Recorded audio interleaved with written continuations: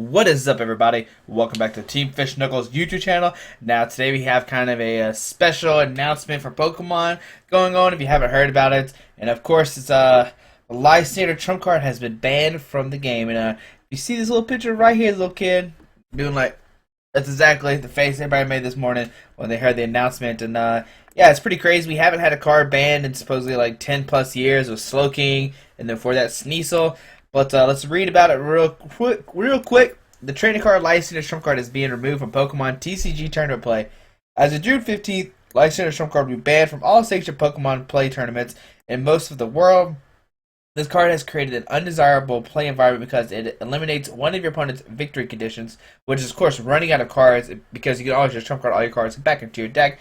Allows repeated use of powerful training cards, and those are cards like Crushing Hammer, Enhanced Hammer, Hypnotoxic Laser, Super Scoop Up for sure. That was probably the most like powerful trainer card we can have that you can use over and over again.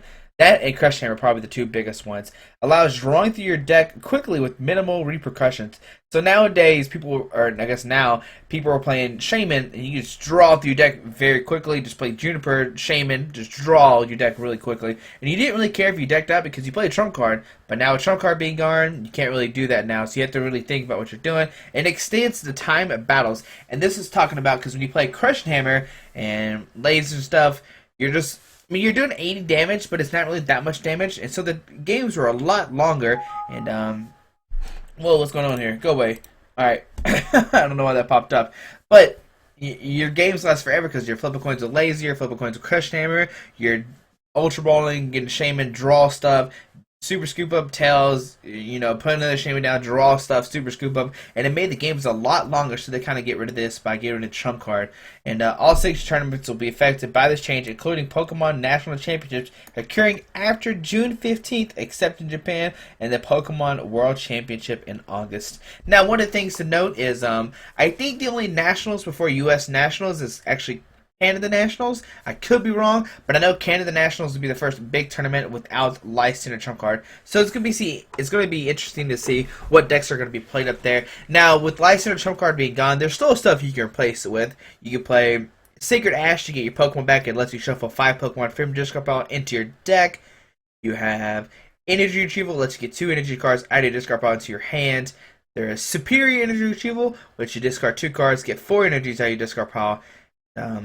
Some decks that are supposed to be hyped right now is Night March, and Night March and Flare are the two biggest ones right now, because the downfall of those decks were Lysandre trump card, you get rid of all the Pokemon in the discard pile, and you have to redo that all over again. But now since trump card's gone, you can just easily just put them in your discard pile and just start attacking, and not have to worry about trump card and have to start it all over again.